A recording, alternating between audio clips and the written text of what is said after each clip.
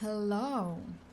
Hi, and welcome to this week's True Crime live stream. If you're new here, hi, I'm FEARSONA.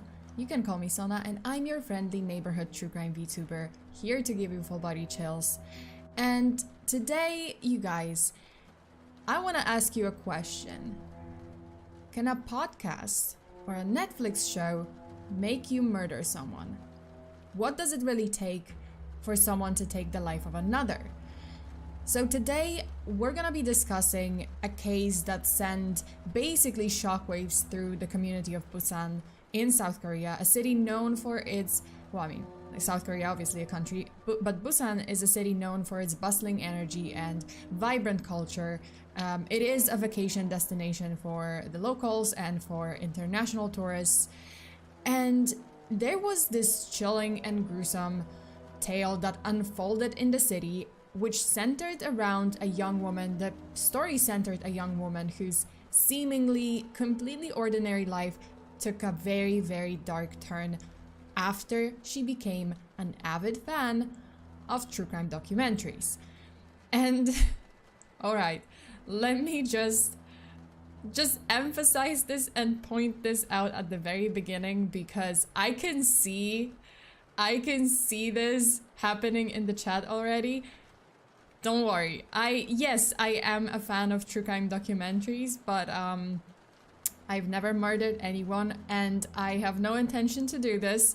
And I hope that you guys, even if you're interested in true crime, I hope that none of you will ever have these kinds of thoughts, and you will never find yourselves in this situation, because this case was insanely, unbelievable. Let me just say hi to the chat.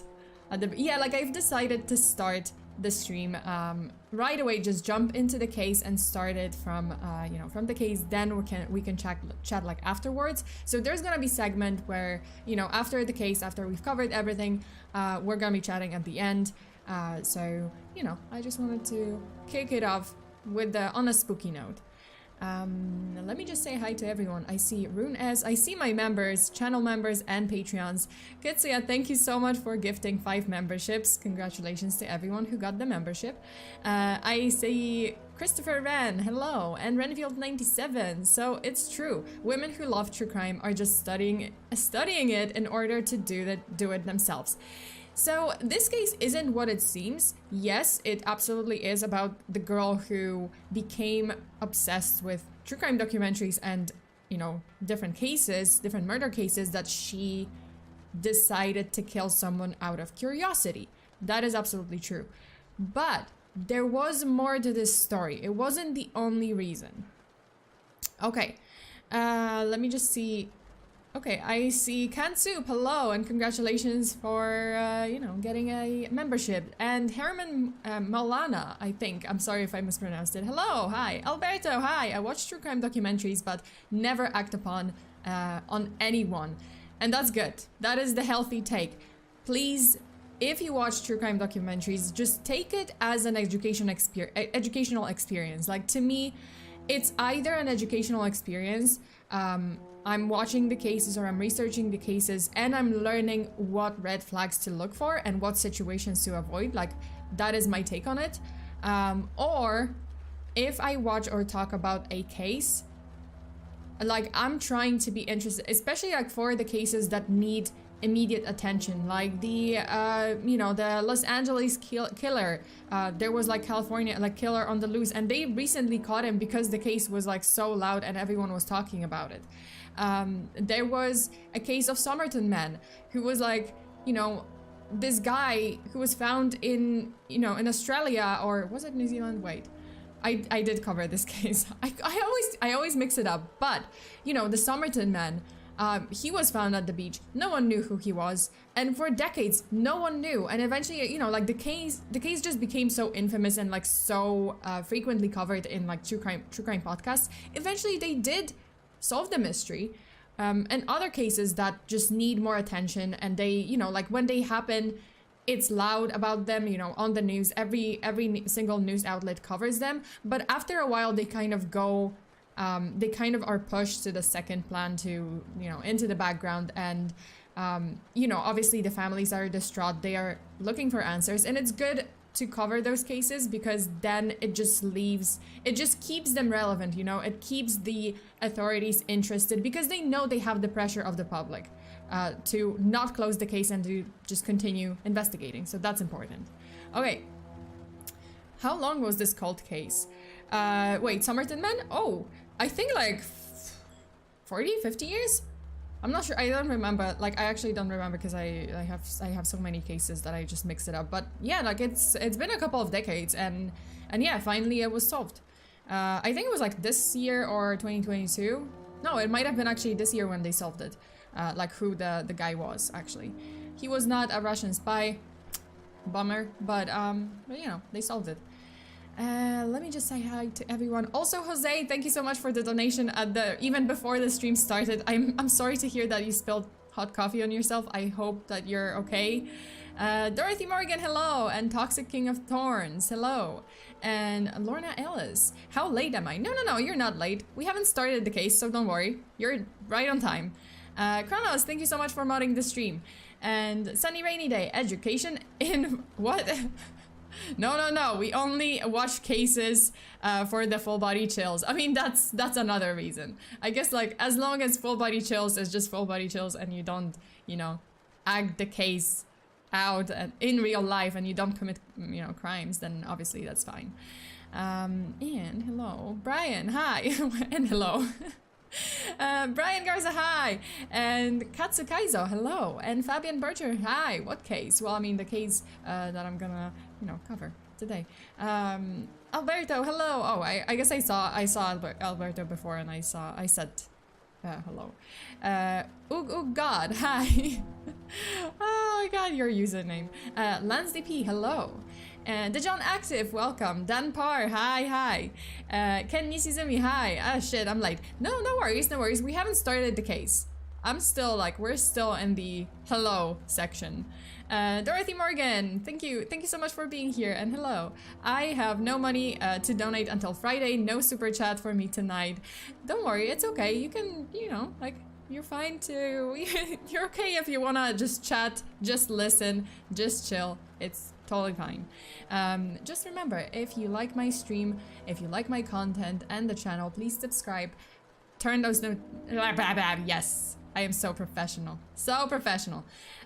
If you like my content, please make sure to like this video, subscribe to the channel, and turn those notifications on to be notified whenever I stream and whenever I show up in my little dark corner of the internet. Thank you. It helps the channel tremendously. Also, I saw my mods. I see that Kronos, IDK, Bacon, Silverjack are here. Thank you so much, you guys, for modding the stream. David, hi! Hey, Sona and Chad, I'm glad I'm early, but gotta go because I must be with my girlfriend tonight. She hates it when I'm here. What? Why? Tell her to join and like listen to the cases with us. But it's all good though, as I know my part. But anyway, see you later, David. I hope I can see you here again. Maybe invite your girlfriend to listen to some of the cases that I cover. And Jose, thank you so much again for the donation. I'm okay. My coffee had cream, so it cooled fast. Okay, that's good. Kino, hi, hello, welcome. Sweet Chi, hi. Perfect timing. Demon Taker, hi. Very professional, super professional. I fumble over words, blah blah blah. Yes. Komishoko, hi. Gimme pie. What the heck? Everything sans. Did I miss anything or has it not started yet? It hasn't started yet. As in, like, we started the stream, the case still incoming, so don't worry. Like, we haven't started talking about the case. And Snowy Otter, hello Sona. Another fricked up case today. Oh yes, and be advised, viewer discretion is advised. It is pretty graphic, so if you're not comfortable with graphic details and just, yeah, a lot of things that are maybe not the nicest to hear about, like, I advise you not to watch the stream. But if you're okay with that, there's not gonna be any pictures. Also, Kitsuya, another 5 gifted memberships. Congratulations to everyone, and Kitsuya, thank you so much. But if you are not down to hear about the gruesome details, there won't be any like gruesome pictures. but I will talk about some pretty graphic details. So if you're not for it, I advise you to not listen to the case, basically. Okay. Are we ready? I think... Oh, Eric is here. Hi! Thank you so much for modding the stream. And Teddy, hello! Member for 7 months. Thank you so much. Congratulations. Finally caught up with a stream of yours. Yay! It's been a while. It's been a minute, right? I guess you've been watching like the VODs, which is fine too. I mean, the VODs are there to watch, to listen to the cases, and yeah, like you don't have to, you know. Yeah, you can. It's just nice as a background noise, nice to listen to as you work. Okay, I think we're ready. Let's go. Let's do this. Let me just do one more thing. Okay, I think we're ready. So let's get right into it. On May 27th, 2023, in the city of Busan in South Korea, a taxi driver had a chilling encounter that he would remember for the rest of his life. It was around 12:50 a.m., so midnight, right before 1 a.m. The taxi driver picked up a mysterious female passenger carrying a black suitcase. The female passenger asked to be dropped off at the Riverside Park near the Nakdong River in the city of Yangsan, north of Busan. So the taxi driver didn't think much of it at first, but it was when they arrived at the destination that things were very, very strange. See, the taxi driver felt bad for the passenger who he assumed was a young woman traveling alone. So he got out of the car and, you know, he wanted to help her get the suitcase out of the trunk. But when he pulled out the suitcase, he noticed that the suitcase was wet, as if like something was leaking out from like inside of it. But keep in mind, it was very late and probably very dark at night in that specific location. I mean, it was a park. Yeah, it was kind of like, it was a huge park. There wasn't like that many street lights. So, you know, he didn't think that much of it. Like he couldn't really see what it was that was leaking out of the suitcase, because the suitcase was also black colored. So although it was strange, you know, he wasn't alarmed at first. Then when the female passenger left the taxi driver started to become a little bit suspicious. The female passenger walked straight into the grassy bushes with her suitcase, and I mean into some dark bushes. Like, no one goes there, especially at this hour. So the taxi driver thought that, you know, like, oh, this is so strange. You know, what business could this girl have in the bushes this late at night?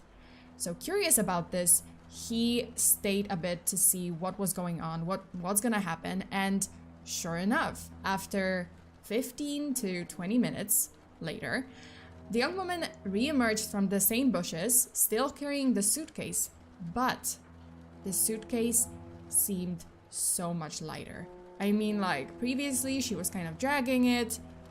Now it was super light. It seemed like she had no problems, you know, pushing the suitcase. So that's when the driver's suspicions went basically through the roof. He went back to his car and checked his hands under the light. And his hands were covered in red liquid. He checked his trunk where the suitcase was, and sure enough, there was a small pool of blood. Shocked and completely startled, he immediately called the police to report this disturbing incident. You know, he told them, hey, listen, this happened. I was driving this passenger to, you know, to the park, which wasn't that weird. Yeah, like a little bit, because it was kind of scary. She was young. This was a remote location. But then this happened, and the suitcase was this is definitely blood. Like, I can smell it. I can see that it's blood. You gotta check this. And by the time he called the police, it was 3 a.m. So the police quickly responded to the call and went to search the exact area of the river park where the taxi driver said the female passenger had gone. There, they made a shocking discovery because they found mutilated body parts. Thanks to the taxi driver's report, the identity of the female passenger was discovered within 3 hours. See, okay, so normally in South Korea, the identity of both the victims and suspects in criminal cases are usually like hidden to the public. However, in this case, the police felt that the suspect posed a significant grave danger to the general public, and they feared that she would commit more murders like this. So the police identified the suspect as 23-year-old Jung yoo-jung. I'm sorry if I mispronounced it, but it's Jung yoo-jung, who was quickly located and arrested. So when the suspect's photo was released, this was her, people in South Korea were in complete shock because not only that Jung yoo-jung was carrying around a suitcase of human body parts, it was that she looked so normal and so young and just innocent, like innocent looking. Like her face was, some people thought she was like a middle school kid or maybe a high school student, and they were like, what? How did a high school student like commit a murder? But then they find out like, oh shit, like she's actually 23 years old. What is happening? So who exactly was yoo-jung and what was she doing dumping a case of human body parts? I mean, at this point, like they didn't know, like, okay, was she forced to do this? Did she even know that what was in the suitcase? Like, was she even involved in the murder? Like, what happened there? Okay, so let's look at the background of yoo-jung and let's see like what happened before this mysterious body parts were located in her suitcase. Like what happened before that park night. Okay, so yoo-jung was born in 1999 and a native of Busan. She came from a rather troubled family background. When she was only 2 years old, her parents divorced and her mother left the family, leaving her under the sole care of her father. But that arrangement didn't last very long because when yoo-jung was 6 years old, her father was involved in some criminal activity and was sentenced to prison. I couldn't actually find like any information about what exactly her father had done, but whatever it was, his imprisonment was very devastating. Like it was devastating for yoo-jung at such a young age because she was just 6. Both of her parents were essentially gone. And as a result, yoo-jung was raised by her grandfather and step-grandmother in Bokgo, a northern district of Busan. So yoo-jung allegedly had a very difficult time living with her grandfather and didn't really get along with him. We don't know exactly like what the conditions were, but I think we can imagine that, you know, what may have caused it. Like I'm sure many of us, like many of you guys, and you know, like maybe some of you guys were raised by your grandparents. You know, maybe, you know, sometimes it can be very hard since grandparents have a much different mindset than their grandchildren. Like even though, you know, like I would talk to my grandparents, and yeah, like we would often disagree, you know, like they had a very outdated mindset, or they just had a different idea about the same thing that I did. And you know, maybe some grandparents may not have as much energy or patience in their old age to take care of a 6-year-old or, you know, a kid, or in this case maybe yoo-jung just wanted a normal family life with her actual parents, which is, you know, it's just normal to want, you know, it's just natural to want. Then some years later, there seemed to be some hope for yoo-jung because her father was finally released from prison. And yoo-jung was excited at the possibility of leaving her grandfather's house, finally moving out and moving back with her father. And she was a little bit naive because she also thought, and she had hopes that her father would finally get back with her, together with her mother, and they would again be a happy family. Unfortunately, none of this would happen. Let me just look at the chat real quick. I'm late. Queen MC, hello. Hello, no worries, no worries. I just started talking about it. Grandparents are either too chill to punish kids or way too eager to punish kids. That's true. Like, there are different types of people, right? Like, some grandparents are very conservative, very strict. Some grandparents are, you know, they just want to spoil their grandchildren, and they're very lenient, right? Like, I would say in this case it was pretty like relatively normal. It's just that it seems like they just had very different opinions, and you know, they're very different mindsets, right? Like, it was a difference of generations, and yoo-jeong just didn't want to live with her grandfather. Like, she wanted to get her family back together. I think it was mostly that, like, she just was grieving the fact that her parents divorced, and then her father just basically like went to prison, left her mom left her, and she just wanted the family back together. Demon Taker says, sometimes it doesn't happen easily, and that's the sad truth. Even when she wanted this to happen, a happy family with her parents. Yeah, that's true. Like, I think it was the naive part, right? Like, she was a kid at the time, and yeah, like, she thought like, okay, the moment my father comes out of prison, like, we can work on this. Like, he can get back together with mom, you know, maybe that's why she left, and you know, and we can just be back together. Family trauma. Yeah, I mean, yeah, it is. Okay, so unfortunately, none of this would happen. When yoo-jeong's father got out of prison, he basically right away got remarried to another woman, and seemed to have decided to live with his new wife without yoo-jeong. So yoo-jeong was absolutely devastated. She was crushed, and she felt betrayed, because not only had her father crushed her hopes that her parents would reunite, her parents would get together, her father's decision meant that she had to continue living with her grandfather. So the father abandoned her, and you know, she had to continue living with her grandfather, and she had begun to resent even more, like, she began to resent the grandfather even more after her father's betrayal. Unfortunately, yoo-jeong's life outside of her home was not that great either. In high school, she was known by everyone to be a loner and an extremely quiet person. And it wasn't that she, you know, there's nothing wrong with being quiet. Wait, like, because so there's nothing wrong with being quiet, obviously, or a little, you know, asocial at school. Like, there's nothing wrong with not having that many friends or not having friends, like, just keeping to yourself.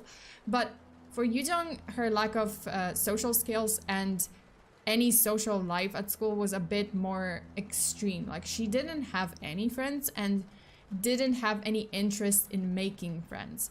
And if people, to the point where, like, if people greeted her, like, just said hi, she would never respond to them.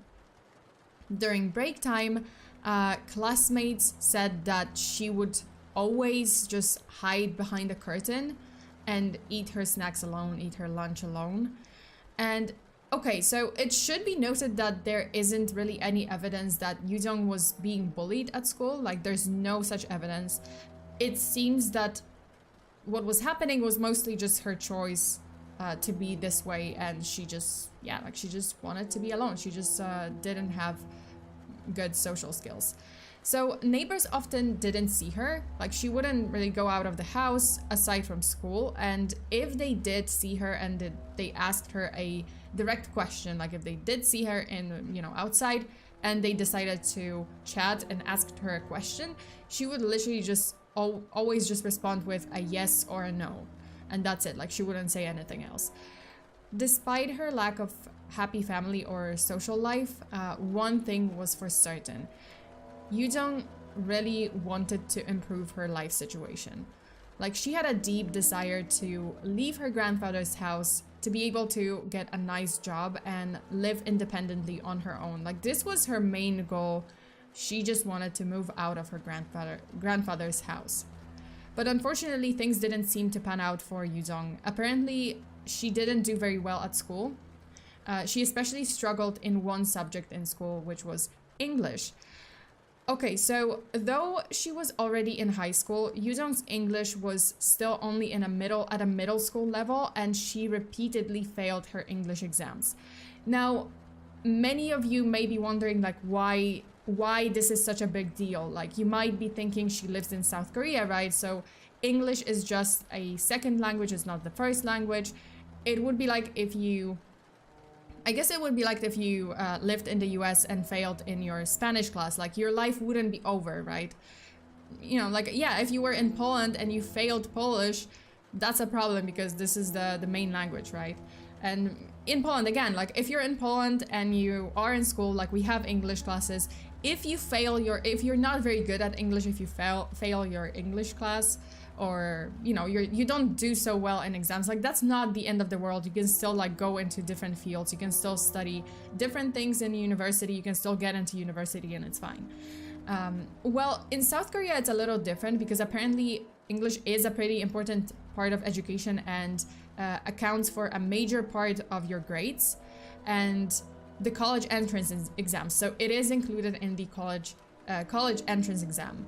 Having good grades in English could literally make a big difference whether or not you succeed in life, whether or not you get into a university of your choice or get into any university, because it's a major part of the exam. So the fact that Yoo-jung was struggling with English could be really bad for her. And keep this in mind because this fact is going to be very important later in the story.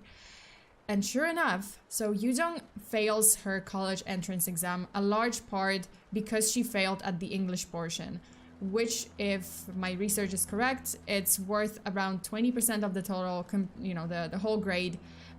Failing at the college exam, entrance exam, meant that Yoo-jung couldn't go into university, which was a huge setback to, in her plans to become independent. She couldn't move out because she was not in school anymore. She wasn't in university. And yeah, she didn't have a job.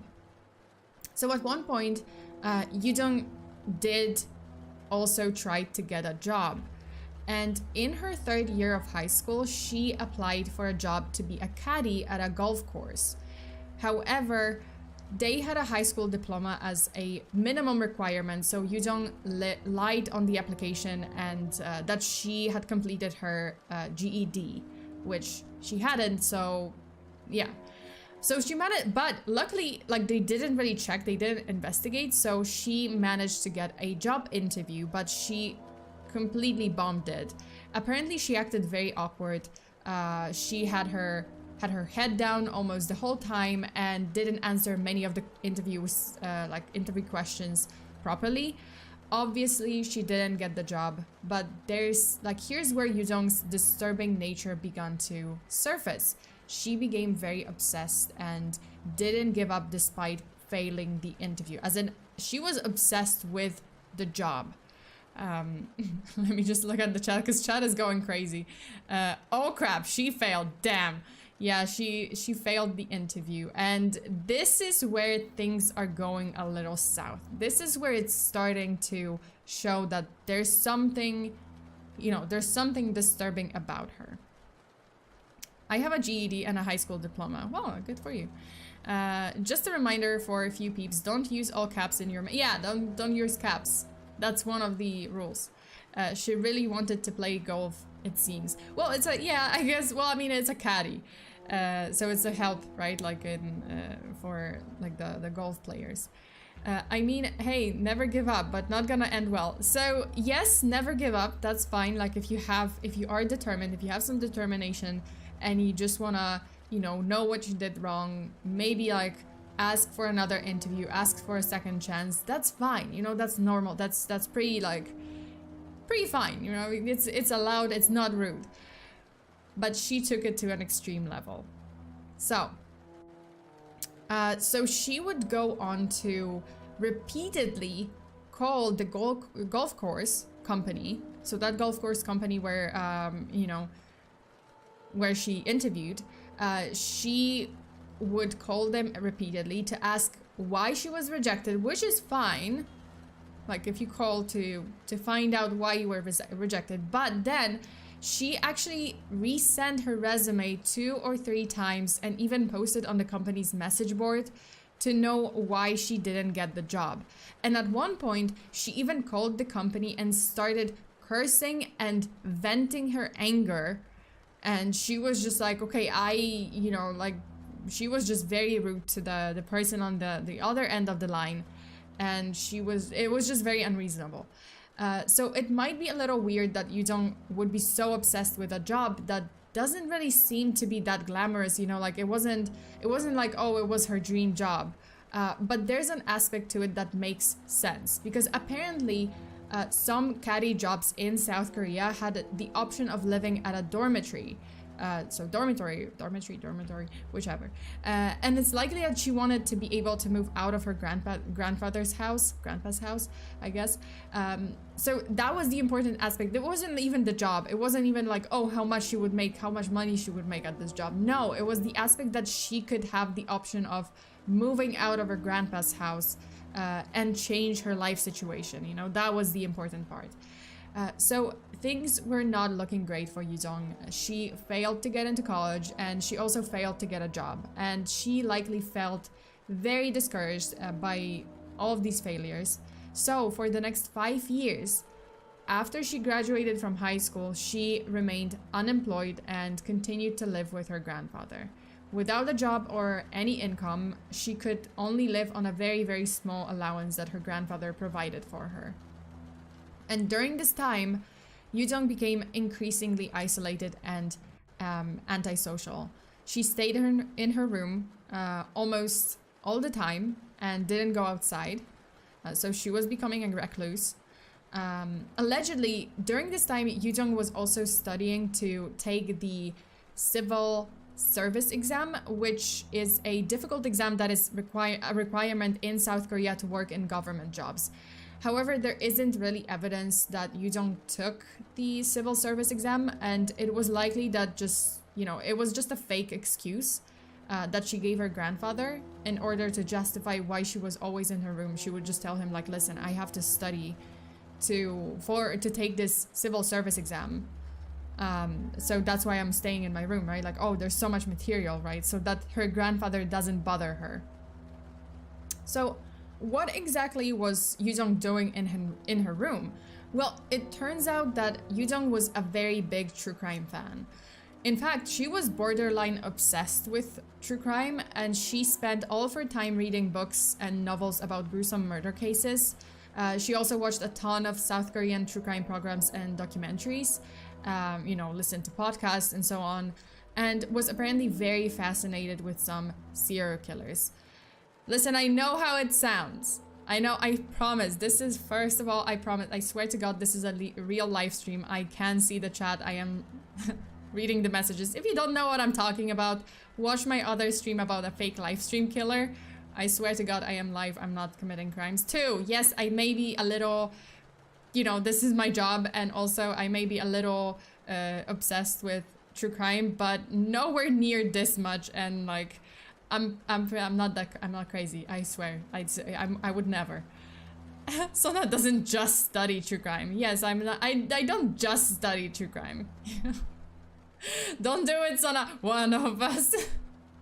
No, I'm not sus. I swear, I'm not sus. Okay, this is not going beyond me just, reading about true crime. Yes, like making videos and talking to you guys about it. Like, this doesn't go beyond like the research part. No, that's it. I may have some knowledge about topics that usually people do not have knowledge about, but I wouldn't like turn it into reality. Sona should become an investigator. I mean, yeah, if I had the, I don't know, I'm kind of comfy where I am. But yeah, if someone, whatever do you mean? I am a detective. Well, I mean, not. A PI. Private investigator. Sona has glasses just like Jong. Confirmed. No, wait, listen. Okay, wait, do I? Shit. Okay. I know it looks bad. I know it looks bad, but I don't do anything sketchy. This is the only sketchy thing that I do. Jose, she's like us, for real. For real. Oh no. Ah! Okay, I know how it sounds. I know how it looks. It looks bad. It sounds bad. But I swear to God, I am a law-abiding citizen. I've never. I would never. Also, Shy, thank you so much for the donation. What happens in Sona streams stays in Sona streams. Exactly. It stays here, right here. It doesn't go beyond that. Kitsuya, re-recorded Supa. Oh, sorry, thank you so much, Kitsuya. Pre-recorded Supa. It's like pre-recorded Supa. Also, IDK Bacon, are you sure this stream isn't pre-recorded? It's not. See, I'm reading the super chats. Supas.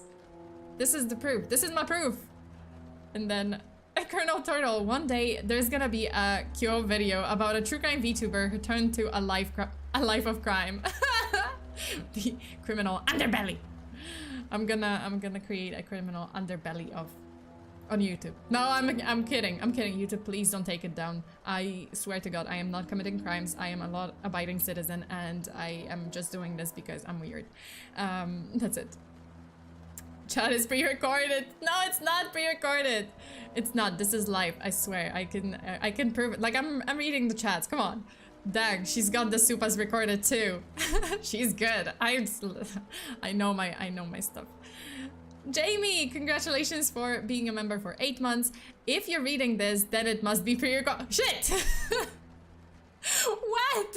Why? Why are you guys? Why are you guys pushing me under the bus? Why? Holy shit. Okay.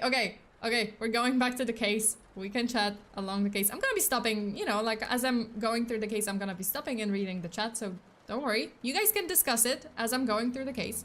You know, as I'm discussing the case.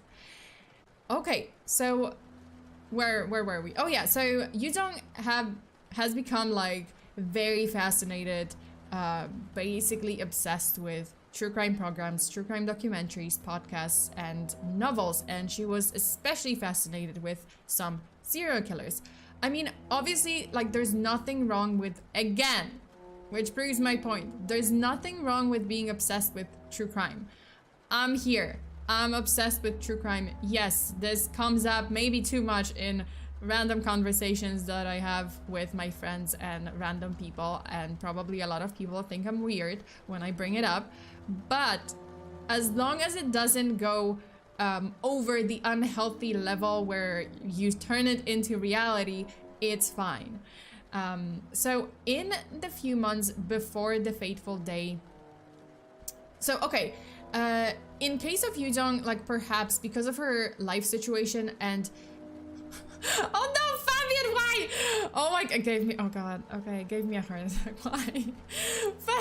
I'm sorry, it sounded terrible, like I was so calm and suddenly like, I screamed, yelled into my microphone. Yes, because Fabian gave me a heart attack. $50, holy shit, donation. Thank you so much, Fabian. I wonder how I got this. What should I do? Burn it? Eat it? Meh, I'll give it. And wait, if you read this, this isn't live, and you have been talking to a turned off computer. Crazy, right? Also, I apologize. My YouTube is gonna read this. YouTube is gonna, like, Streamlabs is gonna suddenly read this because why not? Maybe I should, like, no, it's okay. Because it's delayed, so there's gonna be a voice message in a minute. It's just, yeah. It's just so delayed for some reason. But Fabian, thank you so much for the generous donation. Holy shit. But also you got me. This is not pre-recorded. This is live. I swear.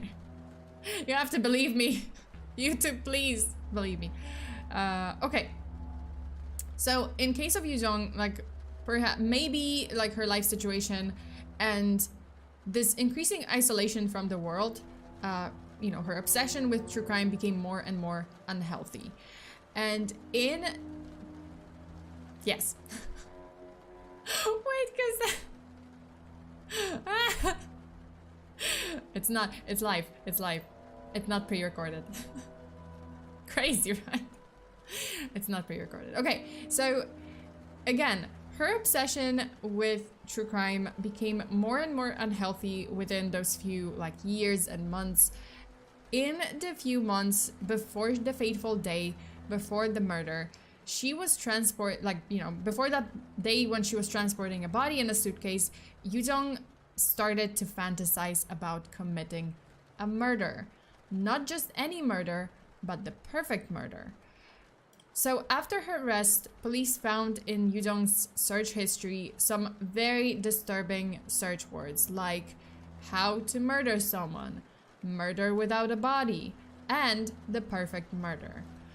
After months and weeks of this, sick research, yoo-jeong came to one conclusion. She had to kill a complete stranger so that there wouldn't be any personal motive and the crime, any personal link, and the crime couldn't be easily traced back to her. And with that, she decided to take her plans into action. So when yoo-jeong was planning her perfect murder, she basically hit the first roadblock. How could she find a random stranger to murder? With her zero social skills, because as you remember, like, she was very bad at socializing, and awkwardness, there was no way that she could convince a stranger to go somewhere secluded with her. So yoo-jeong decided that she had to go online to find her victims. Her first attempt was through an online second-hand goods app. This was the wrong slide, but yeah, but the first attempt was through the second-hand goods app, trading app, which it's kind of like Facebook Marketplace, where you can just like post on like Facebook groups where you can post about like, oh, I have an item to exchange, or I have an item to sell.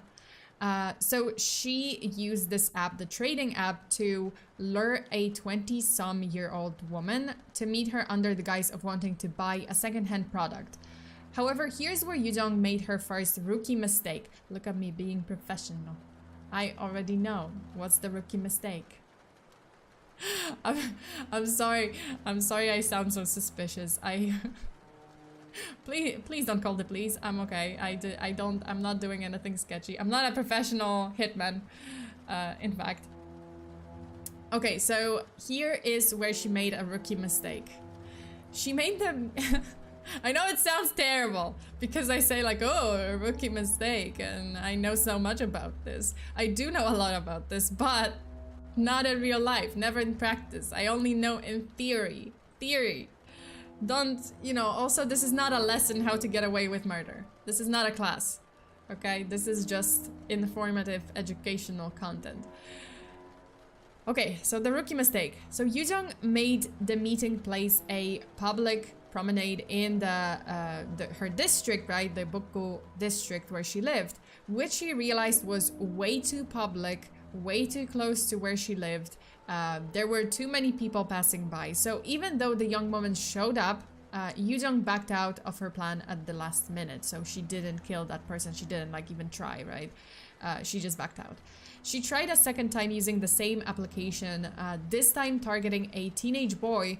But unfortunately for yoo-jeong, the teenager never showed up because people were just flaky, right, on those apps. So with 2 failures already, yoo-jeong knew that she had to change her strategy. It was hard to use the second-hand goods trading app to meet people in non-public locations. They usually wanted to meet at like very public locations. And some people, again, were just flaky and just didn't show up. So she decided, this is the correct slide that I was showing before, but she decided to use a tutoring app. So this is a tutoring app. These applications in South Korea where, are like apps where people can find part-time tutors, usually to tutor high school or junior high school students. And yoo-jeong figured that there would be a lot of women on this application, which would be easier targets for her in terms of physique, right? Like strength. And also that there would be many people who were more desperate or eager to meet since they would be in need of money and a job. And most importantly, because this is the most important point that she was trying to figure out.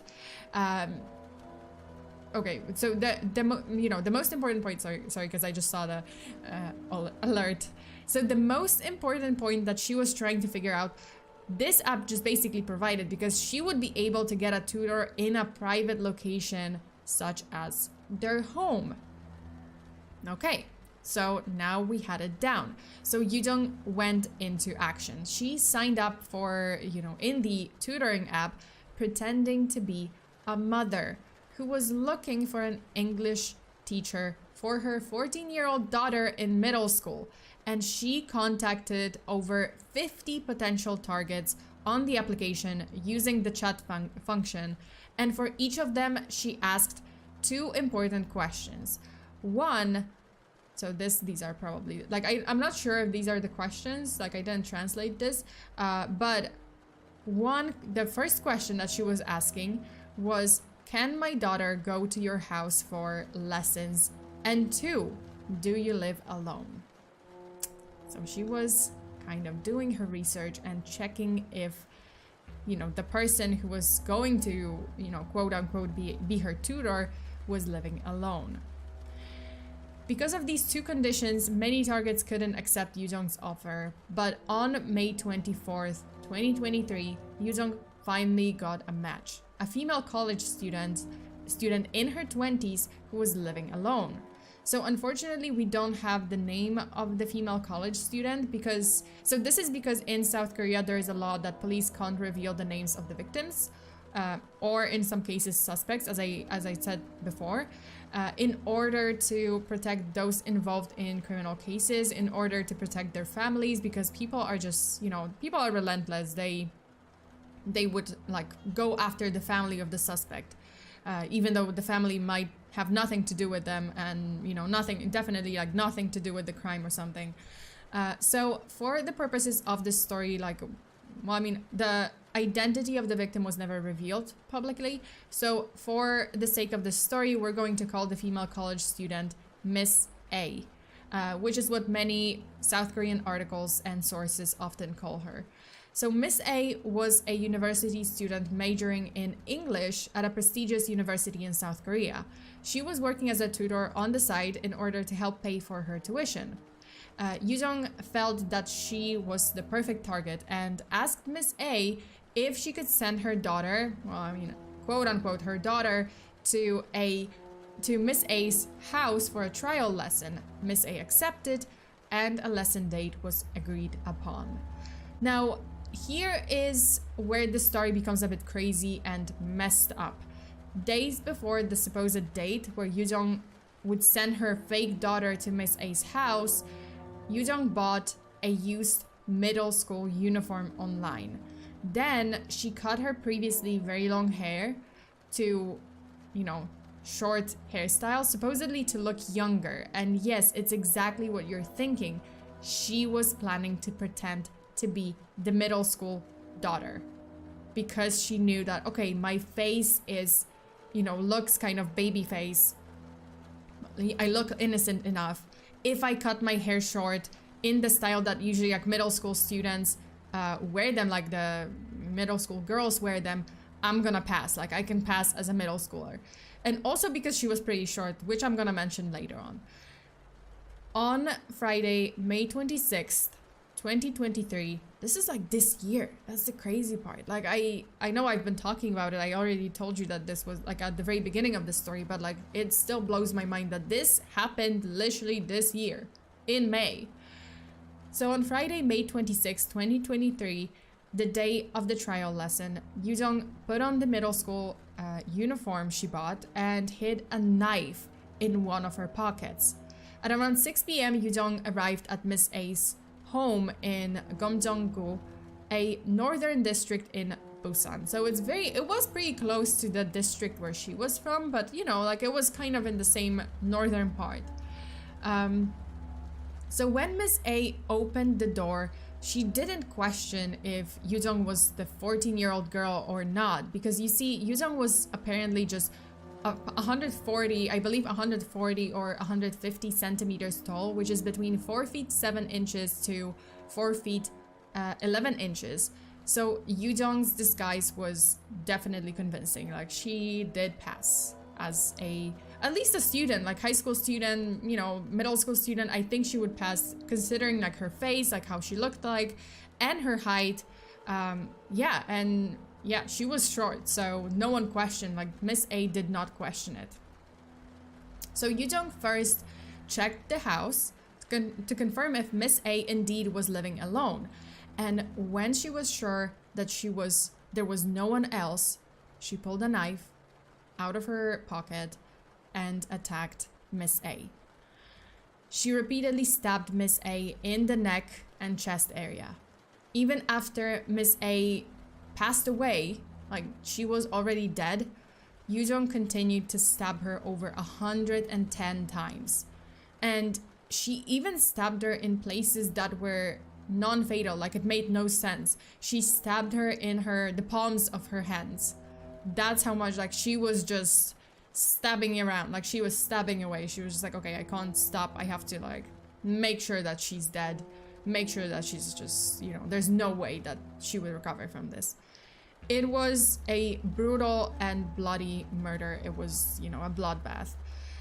After the deed was done, Yoo-jung proceeded with the next step of her perfect murder, which is hiding the crime. So first she had to get out of the school uniform since it was completely covered in blood.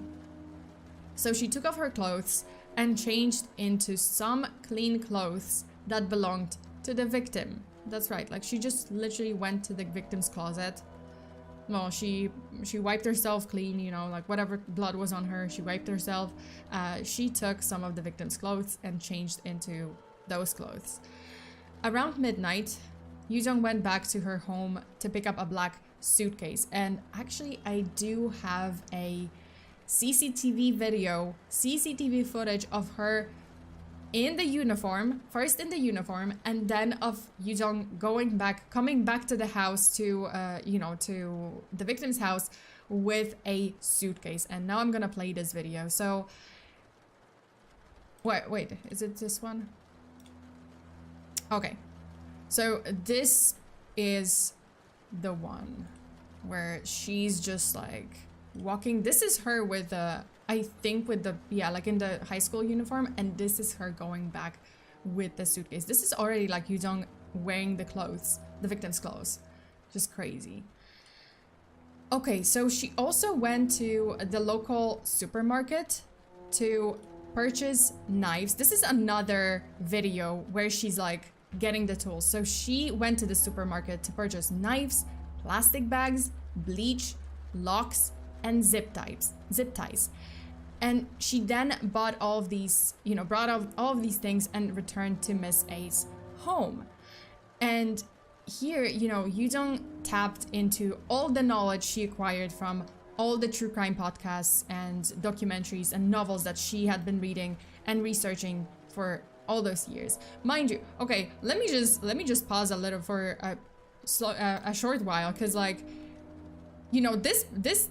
this whole video that you just saw, her buying the stuff. Oh yeah, like her buying the stuff. I was just like, hold up a minute. I'm sorry. It seems that she went to one store, just one. She went to one supermarket and she bought knives, plastic bags, bleach, locks, and zip ties. I'm sorry, but like if I were working at this store and someone brought this to me, I guess they just didn't realize. No one suspected this. But like, if I were an employee, someone brought this to me, I would sell it to them. But like, I would immediately, right when they left the store, I would be like, excuse me, 911, excuse me. I don't know what to think of this, but like, I swear to God, someone just bought a serial killer kit. Someone just bought a murder kit. Like, can you just...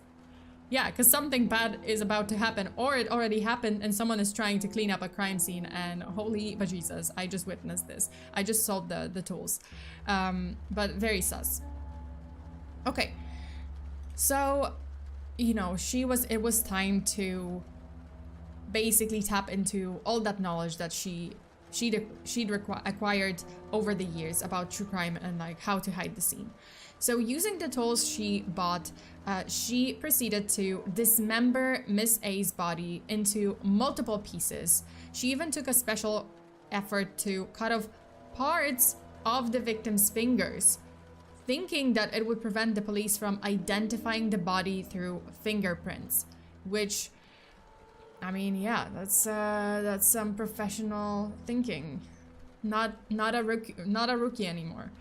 So then she started packing the dismembered body parts into plastic bags, then packed a portion of them in the black suitcase.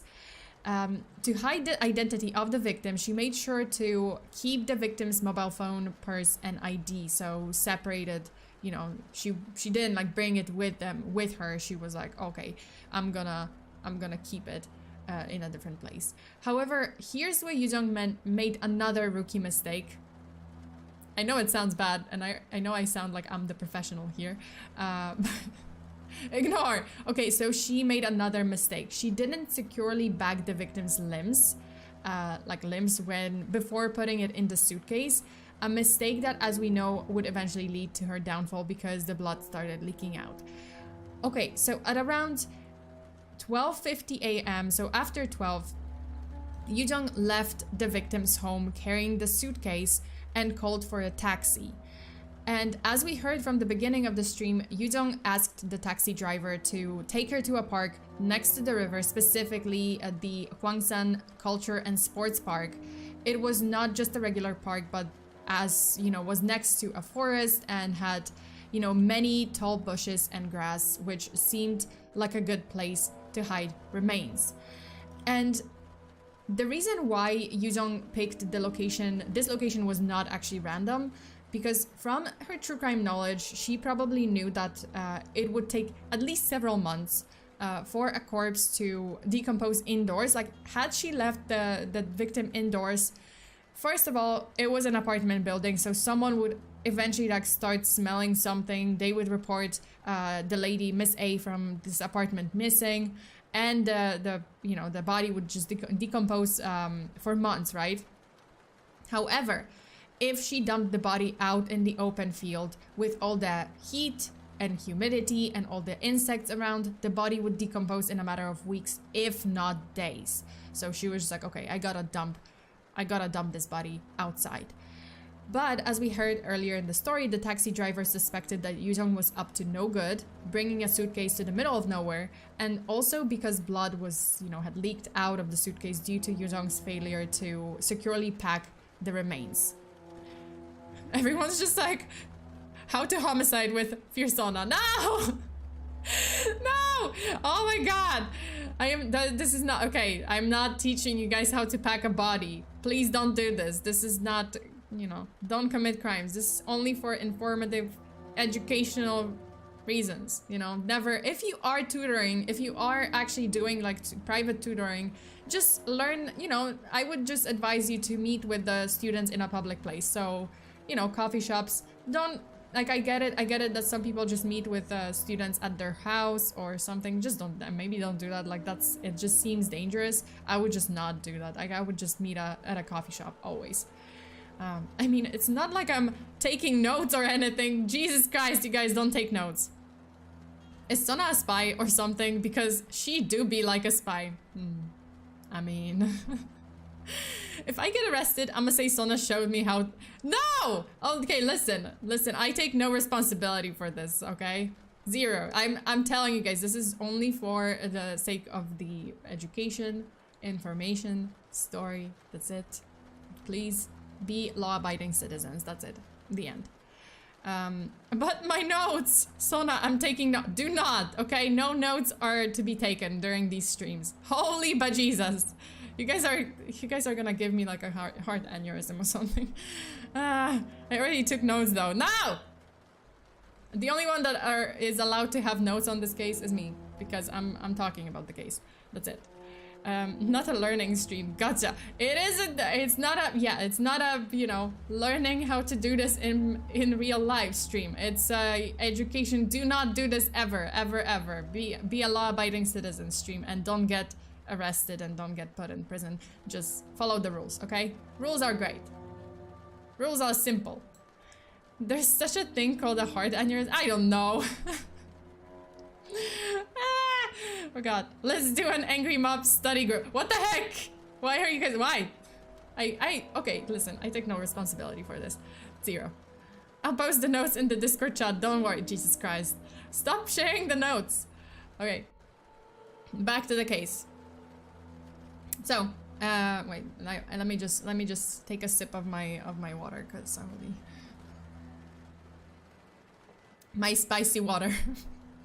Because you guys are killing me. You're killing... You guys are so immature! Okay. What if my notes are me in the shoes of the victim? What the heck? Sorry, I have to like... You are so immature, god damn. Okay, back to the case. Wait, Shy. Your Honor, my boss is named FEARSONA. She taught me everything I know. God, you gotta be pulling me into this? Do not. I will deny. I will deny everything. I have no... Okay, I have no part whatsoever in whatever happens in real world. I'm here. I'm never, you know... I would never. This has never been the you know... the reason why I do this. Jesus, don't take notes. Okay. So, yeah, again, as we heard in the... You know, at the beginning of the story, like, obviously she got caught... because of the blood that was leaking out of the suitcase. So, after the taxi driver reported the incident to the police, yoo-jung was promptly located and arrested by the authorities. She was charged with murder, corpse desecration, corpse abandonment, and theft. And it seems that this is the footage. This one's the footage of yoo-jung disposing of the suitcase after she had dumped the victim. Not the first part, like actually the second part, or this part. So this is the footage that she supposedly like leaves the suitcase somewhere, like leaving it in like unattended for, you know, like in a garbage area, or because I'm not sure, it might actually be the footage of her like leaving the suitcase unattended for a little bit while she was like, she went to the store to get something, but I'm not sure. It's more likely that this is the footage where she dumped the suitcase. And when police began their investigation of this brutal crime, it was pretty much an open and shut case. They found the rest of the victim's body parts in the victim's home and found yoo-jung's DNA all over the place at the house. When they searched yoo-jung's house, they found the victim's DNA and also found the victim's mobile phone, ID, and wallet. So this was yet another, this is the arrest actually, like the day of the arrest. And she's still, mind you, it seems like she's still in those same clothes. So she's wearing the victim's clothes in this picture. So this was another mistake, like she didn't get rid of the, you know, the victim's ID and, you know, her wallet, the phone immediately, so another mistake, I guess. And if that wasn't enough evidence, they also had, like the police had tons and tons of CCTV footage that I just showed you that pretty much like showed evidence of every step of yoo-jung's heinous crime. There was footage of yoo-jung carrying a black suitcase to the victim's house. Then we have the footage of yoo-jung buying the tools and materials which she used to mutilate the victim's body with. Like, it was so weird. Like, okay, so this one is where she's like walking from the supermarket, and you know what's weird? Like, she seems almost happy. The way she's walking is just like almost happy.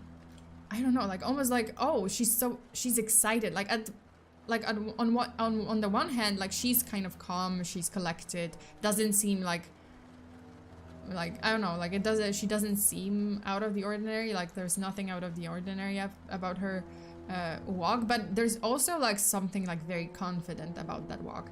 So then there's the footage of her like carrying the suitcase containing the victim's body, you know, the victim's remains out of the house. And yeah, like so much for committing the perfect crime when you allow yourself to get captured everywhere, all over the place by CCTV.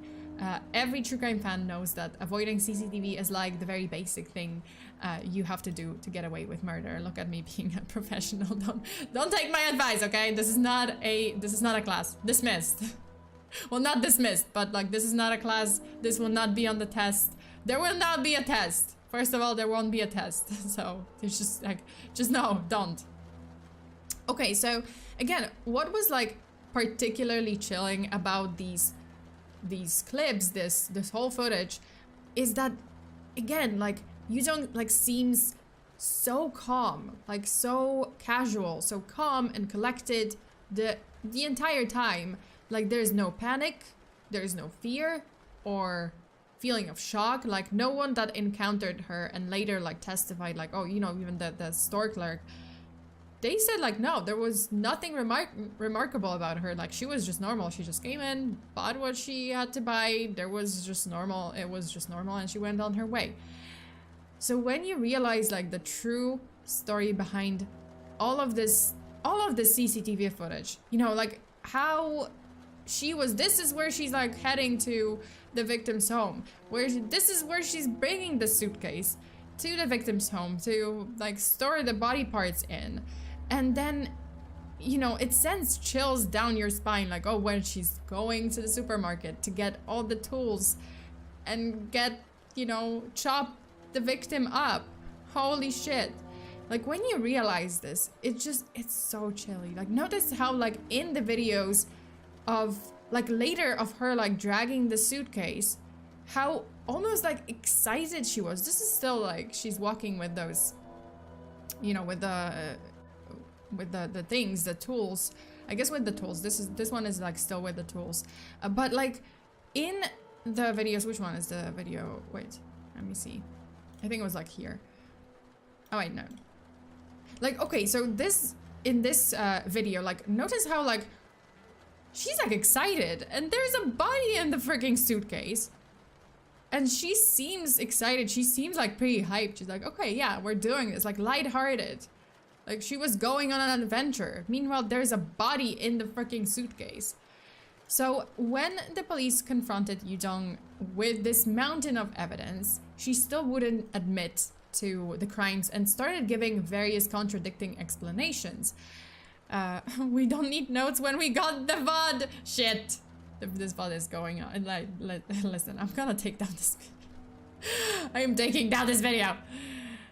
How did she fit the body parts? No, she was like in parts, you know, like this suitcase was small. And I think there was one that was bigger. There was one that was smaller. Like this one seems smaller. Like I think like there was like another picture where the suitcase is bigger.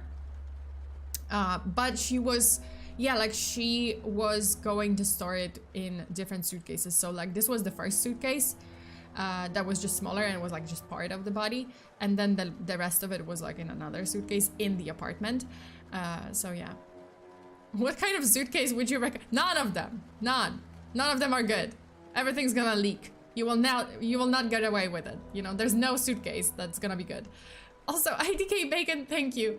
Undead Rabbit brought up a good point. Maybe she hated living with her grandpa so much that she thought living in jail if she got caught would be better.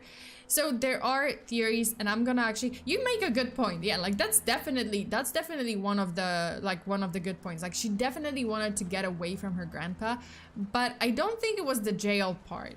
I think it was something else, and I'm gonna explain it in a minute. So wait, because Kronos makes you wonder, what if I have passed someone doing the exact same thing? Yeah, like it, yeah, like this, oh god, okay, you raised a good point too.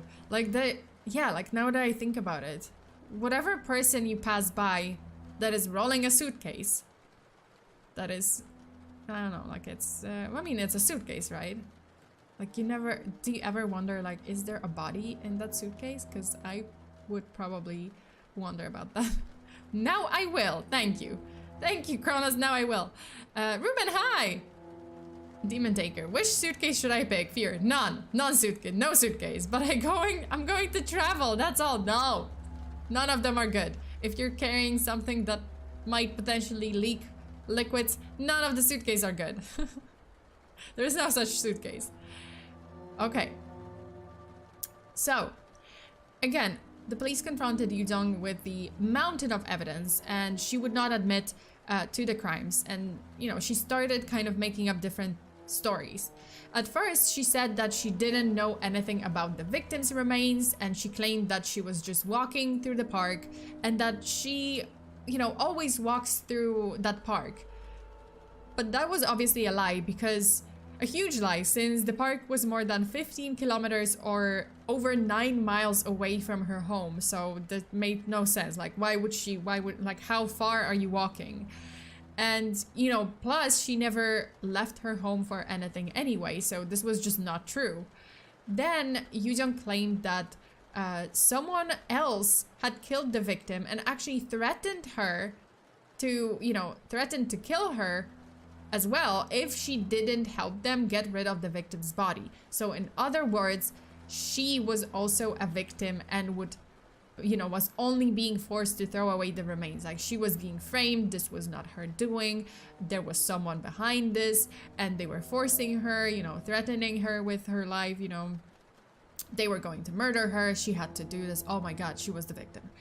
Investigators were, of course, not buying any of these explanations, because, like, then she then explained that she accidentally killed the victim. So the story is like transforming. It's evolving, devolving, changing, transform, like true Darwinian, you know, sequence. It's just constantly evolving.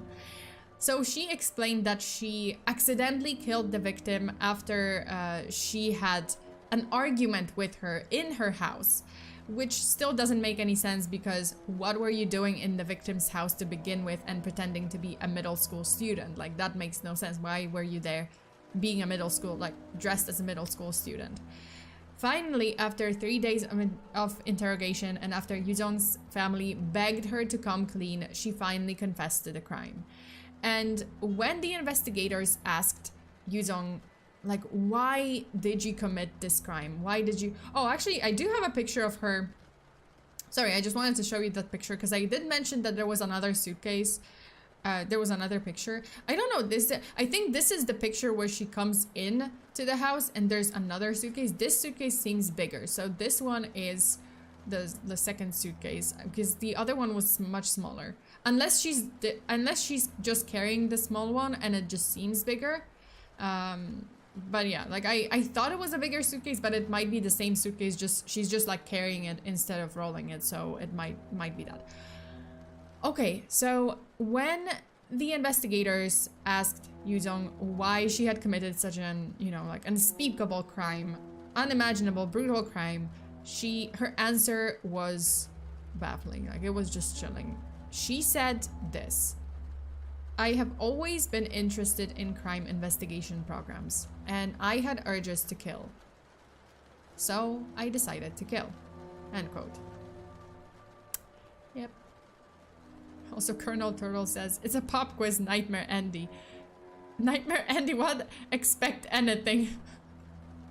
Nightmare Andy, Miss Sona, is this going to be on the exam, yes or no?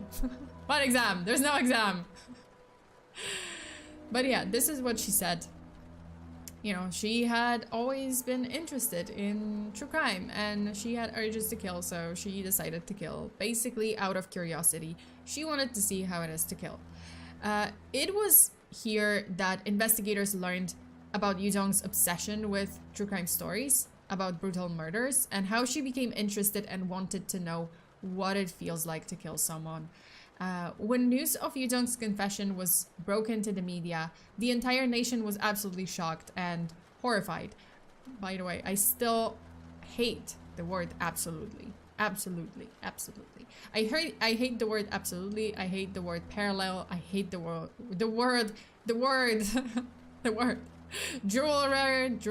jewelry. See, I can say jewelry. I can't say jeweler. Fuck that word. Fuck the word absolutely.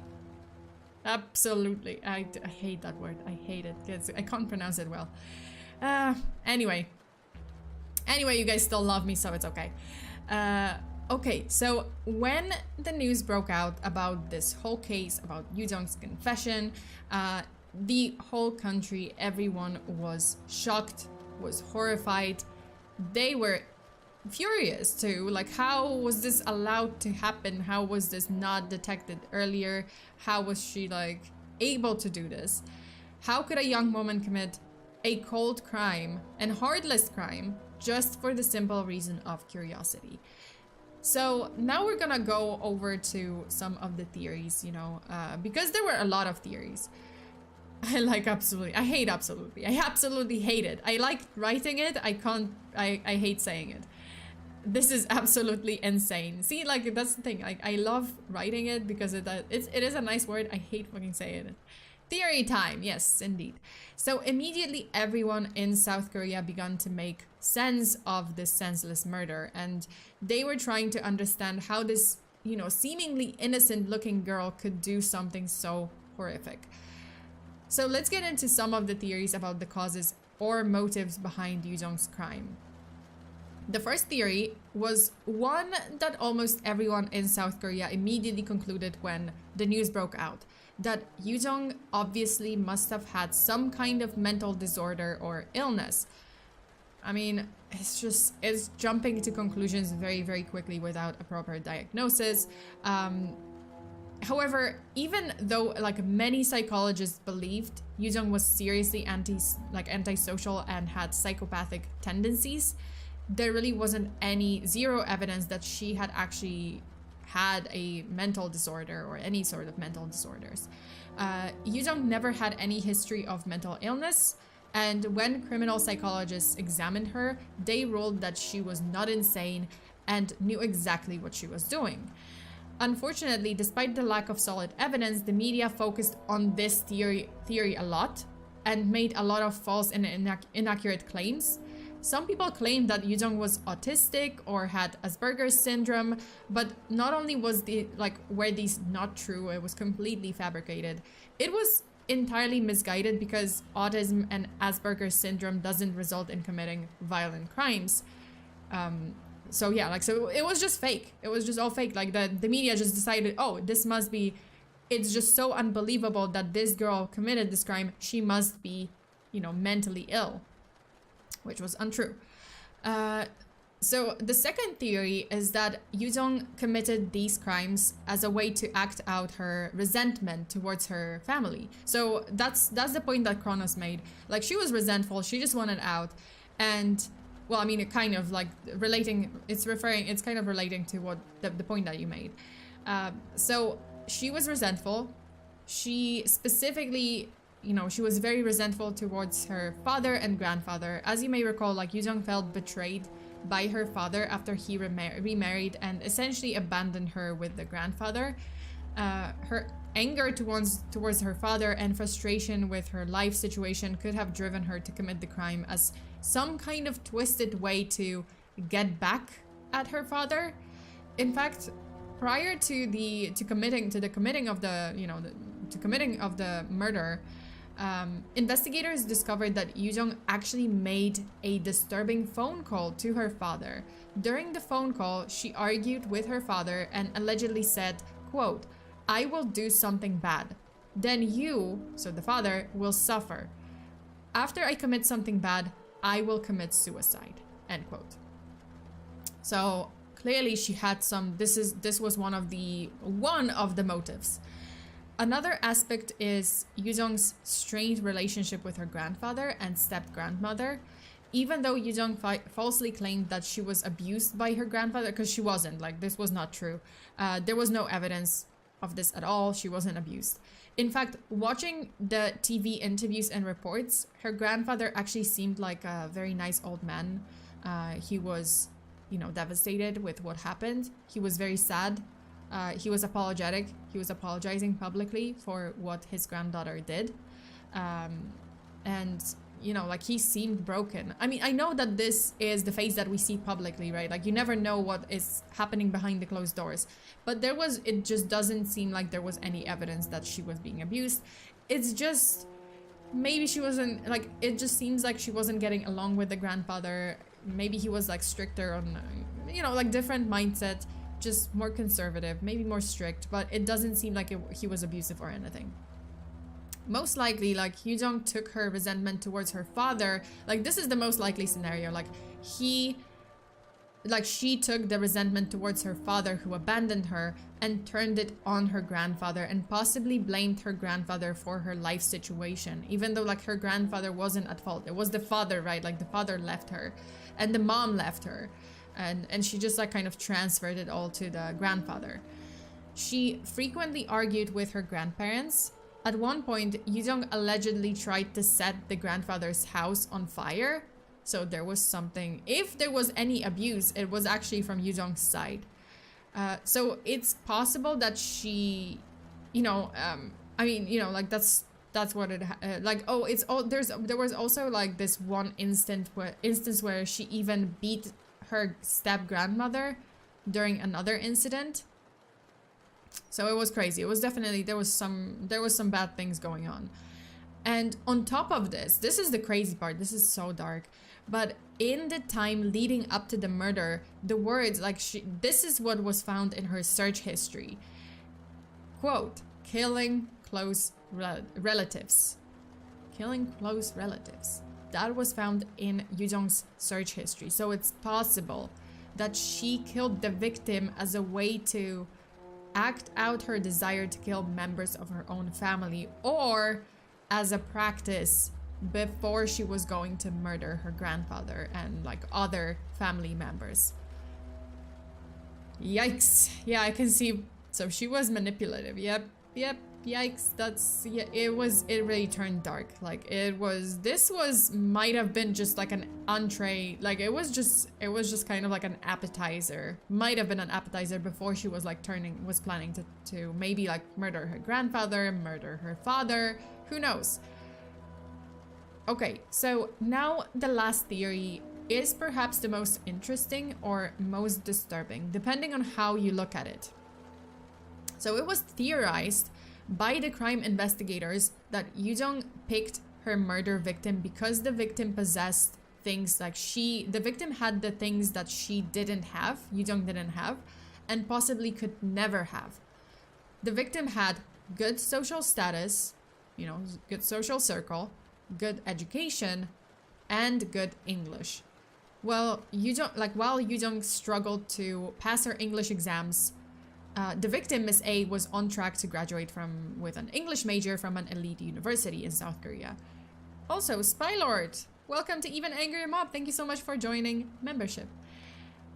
Okay, so the victim, right, like Miss A, she was on the path to graduate with an English major from an elite university in South Korea. Miss A was also independent.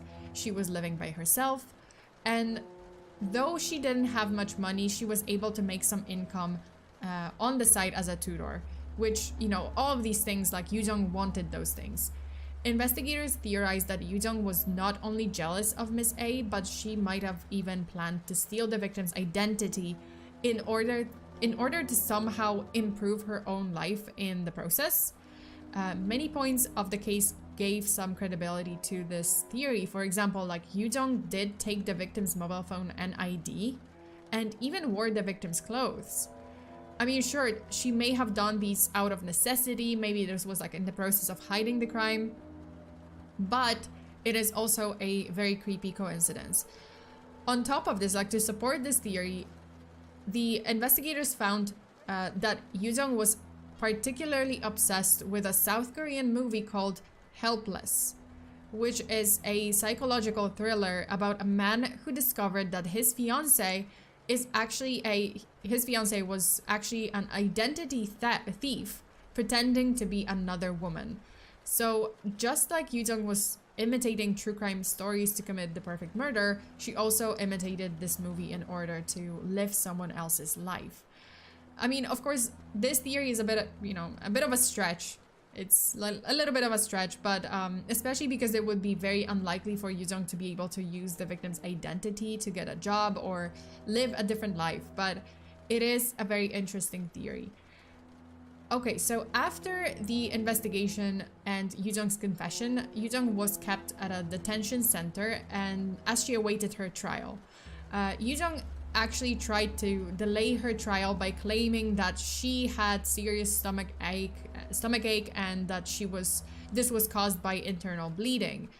But when examined at the hospital, she was found to be in very good health and promptly returned to police custody. So she was trying to like drag it out as much as she could.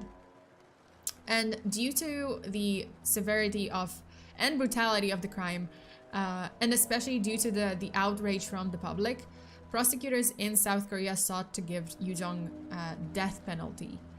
However, even if they succeeded, it was unlikely that she would face execution because though South Korea has the death penalty, there hasn't been an execution actually carried out since 1998, sorry, 1998. So, you know, this was unlikely still, like even if she had gotten the death penalty.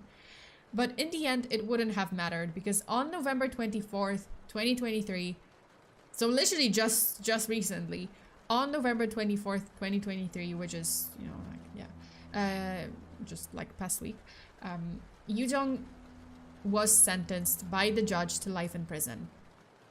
And she was also ordered by the court to wear a location tracking device for the next 30 years.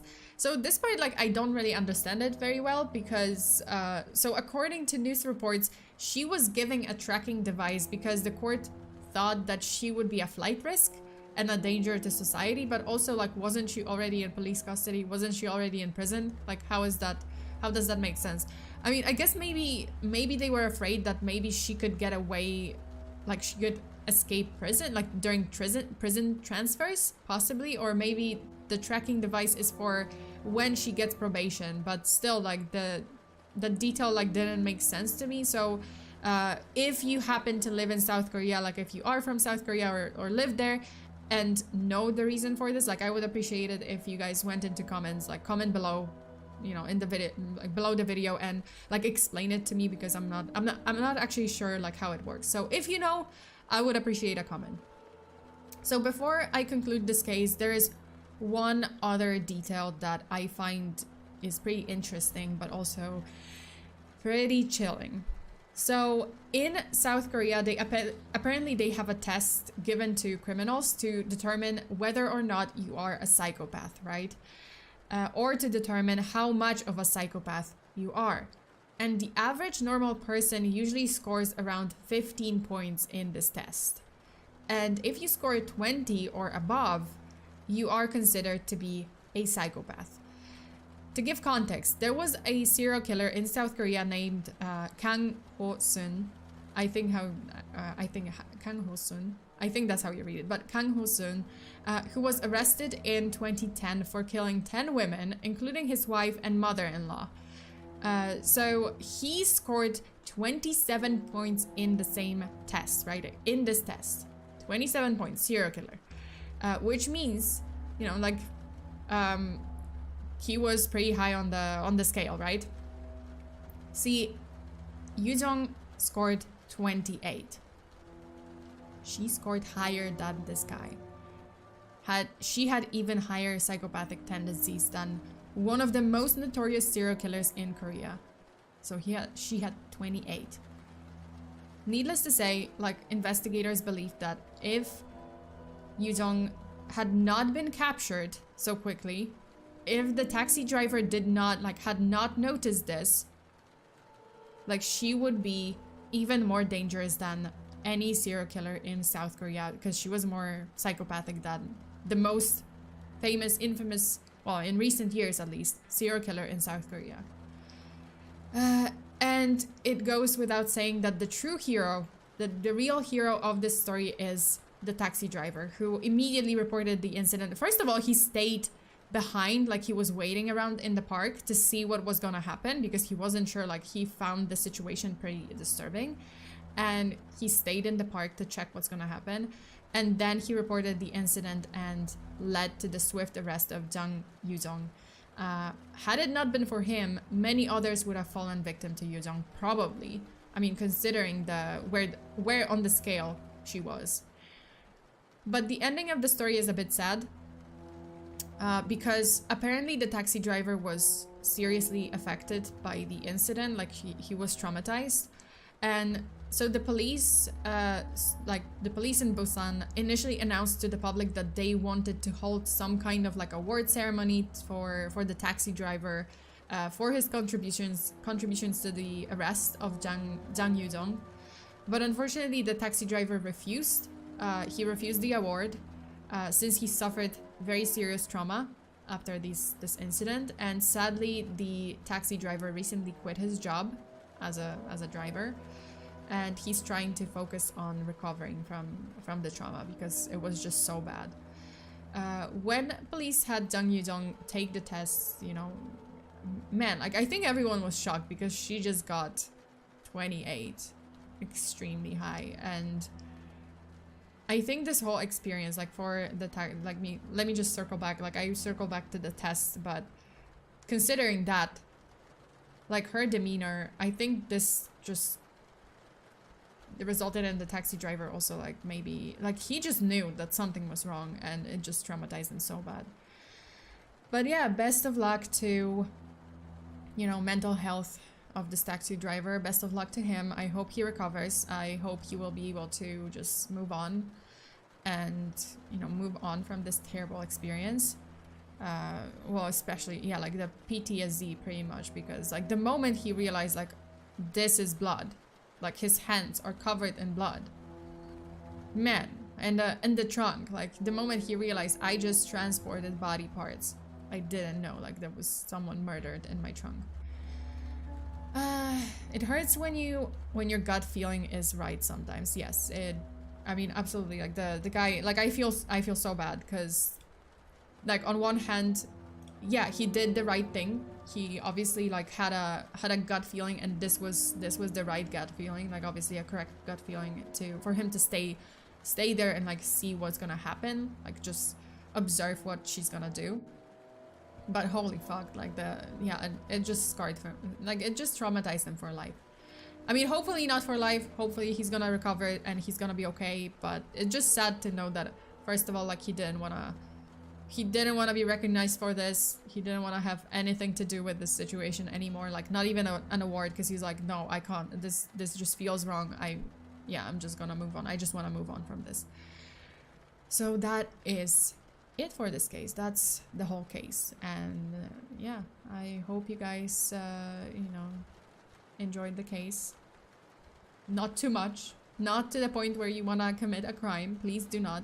I hope that the case inspired you to actually follow the rules and abide by the law. You know, this is what I'm hoping for. I'm hoping that the cases that I cover inspire you to be a good person, to be a law-abiding citizen, to not do these things, and just to be better, you know, to just be normal, just be good. Okay, what else? Yeah, like we can, I think like this is the good moment to switch to a more upbeat music and a different screen, because yeah, it's pretty grim, pretty grim. Alright, let me just switch. Hey, that's it. Oh wait, where's my other chat? I don't want this chat. Wait, hold up, I had the other chat. Okay, not this chat, this chat. And also I can launch, I think I can launch the wait. I can launch the avatars. If you are a channel member, you're gonna get these little boys. Look at that. That's me. Hello. These little fellas. If you are a member. Wait, is it connecting? Did it connect? Come on. Oh yeah. Yeah, it's connecting. Oh, look at that. Look at that, all of my channel members in the chat. Hi. Well, in the let me just like give you some stars. And bombs. What the heck? Why? Okay, someone's gonna like Kronos, why? Okay, attack was I'm a tentacle. Eric is a seal. Eric's a magic seal. Kronos is, what the heck? Kronos, why? Woo. Just throwing you off the screen. Okay, you guys, I hope you enjoyed the case. I hope you learned a thing or two about having to abide by the law and not taking, listening to true crime cases, listening to true crime podcasts, and watching documentaries too far. What the heck? Wait. I'm just throwing the big birds. Okay, no, that's it. Wait. Why? Why? That's so weird. Why? I'm just gonna throw you off the screen. Why? Okay, what else? I'm just gonna talk about things. I just wanted to talk about some things. Bacon! Wait, what happened? And the rabbit brought up a good point. Maybe she hated living with her grandpa so much that she thought... Buried in my face. That she thought she got caught. Oh, living in jail. Oh no, that was the previous one. Why was it just... Yeah, this was like the previous message. But yeah, like you guys definitely made good points. Maybe she wanted to just get away in any way, like somehow, but there was, yeah. Yeah, I read that one. Sorry, I thought I didn't. I thought I actually like mixed it up and I didn't read it. But yeah, that is pretty much it. That is pretty much it for this case, but I hope you guys learned a thing or two about abiding by the law. That's it. That's the lesson that I would like you to... That's the thing that I would like you to like take away from this. You know, abide by the law. Yeah, if you fail an exam, it's not the end of the world. Yes, you know, like maybe she could have like gotten another job. Like, okay, she didn't get the first job. She failed the exam. Okay, you pick yourself up, you try something else. You try to, okay, if you want to move out, maybe she could have like gotten some, well, I mean, I don't know, like, how does it work in South Korea? Is it like very difficult to find a job? Maybe at a convenience store, maybe, like, I'm sure that she had options, like, besides murdering someone to impersonate them or to get in jail. So obviously terrible. Also, don't take it too far with, like, true crime documentaries. Just, you know, listen to it and watch it for educational purposes, not for, oh, I'm gonna commit the same crime. Do not ever. Just follow the rules. That's it. Yes, Mrs. Sona. Exactly. Listen to me. Well, I learned nothing. What the heck? Small people who spend too much time in their rooms generally overestimate their upper body strength.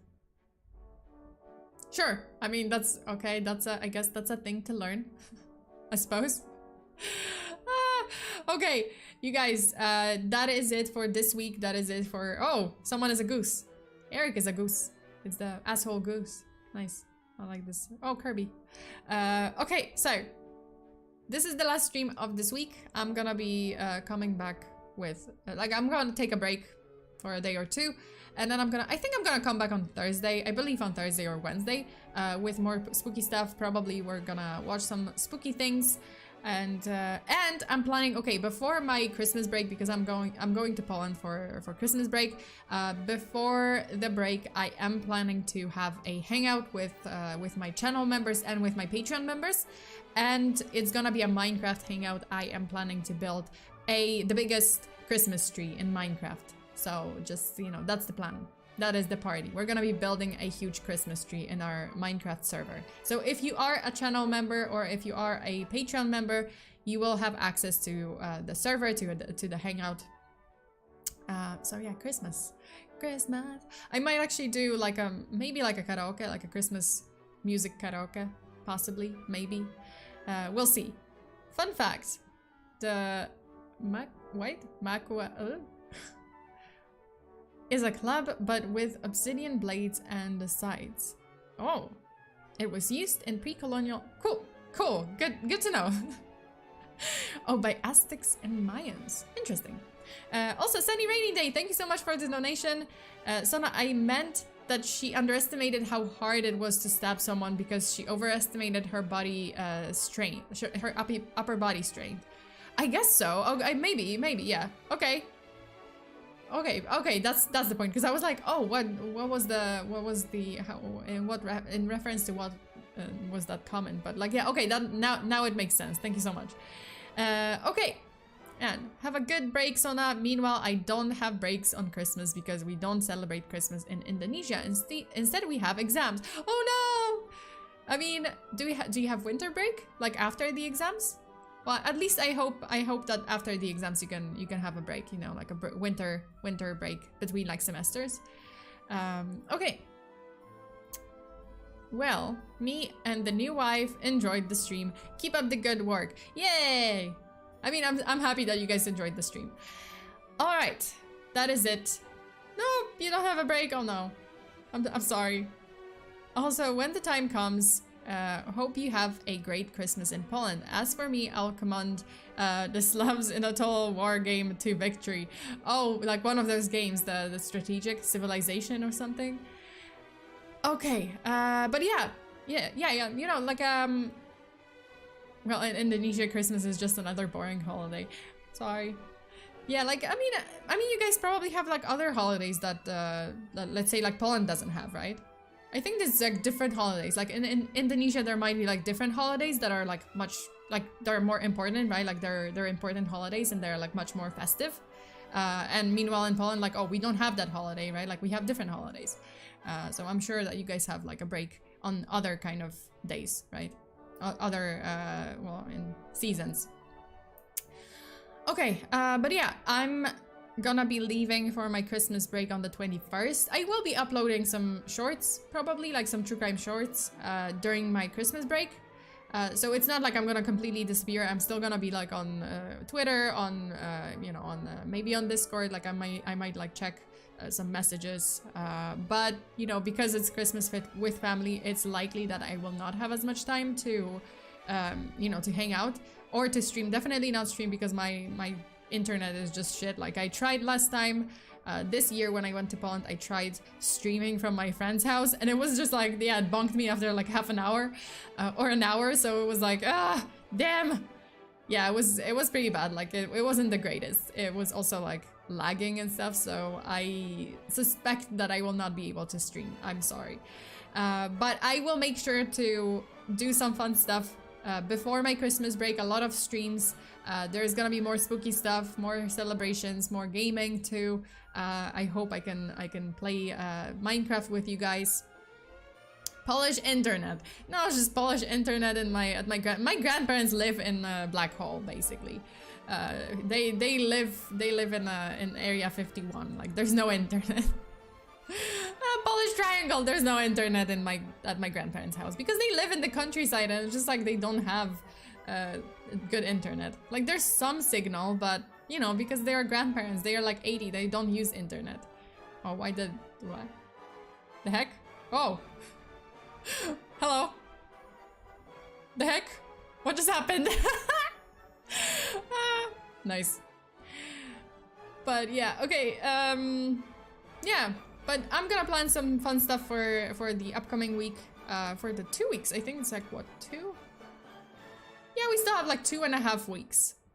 1, 2. Yeah, 2.5 weeks. So don't worry, like there's gonna be a lot of new like events, a lot of streams. We still have a lot of things to do. And in the meantime, I'm still working on this illustration. This is gonna be available on Patreon before Christmas, like soon. I hope I can finish it like this week or like this upcoming week. So this is gonna be available for my Patreon members at Gold, Platinum. Well, this is gonna be Platinum. This version is gonna be Platinum, Ruby, and Diamond. And Gold will have access to like the version with like a sweater. So it's gonna be covered. And Platinum, Ruby, and Diamond is gonna have like 2 versions. Okay. Imposter too strong. Oh no! Queen MC wins. Okay. Thank you so much. Again, thank you so much, you guys, for tuning into today's stream. I hope you had fun. I hope you learned something good. And that is it. So stay safe out there. Always lock your doors and windows. Bury your hexes. Until the next time. Bye.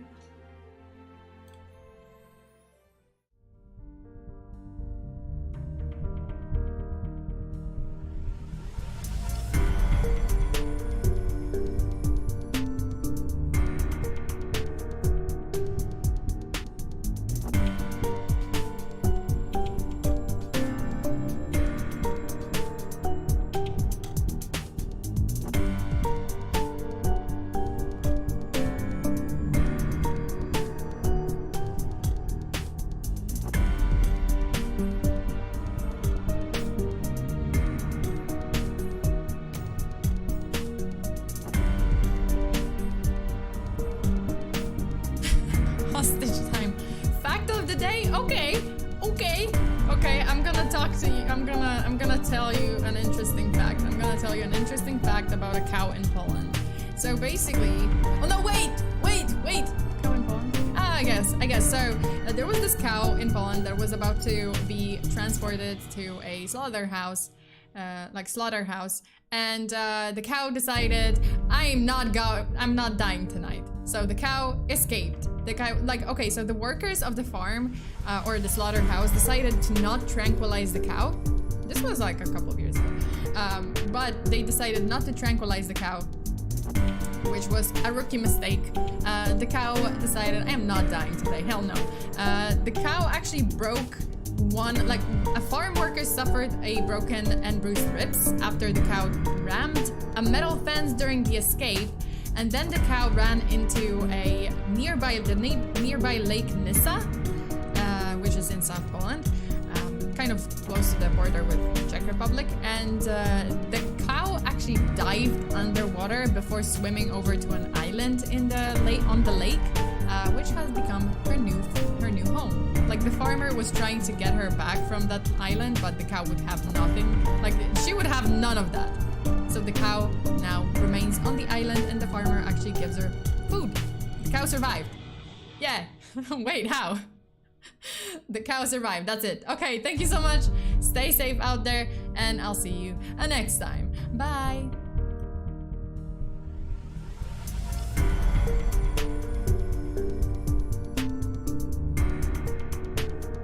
Jose, thank you. Thank you for another donation. Bye.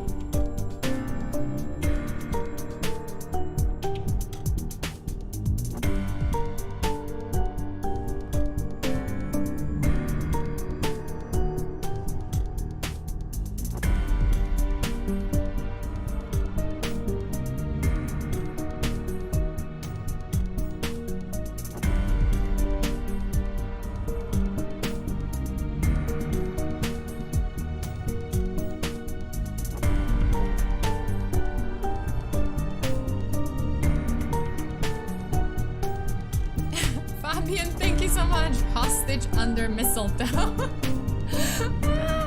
Okay, thank you so much, and I'll see you guys next time. More facts next time.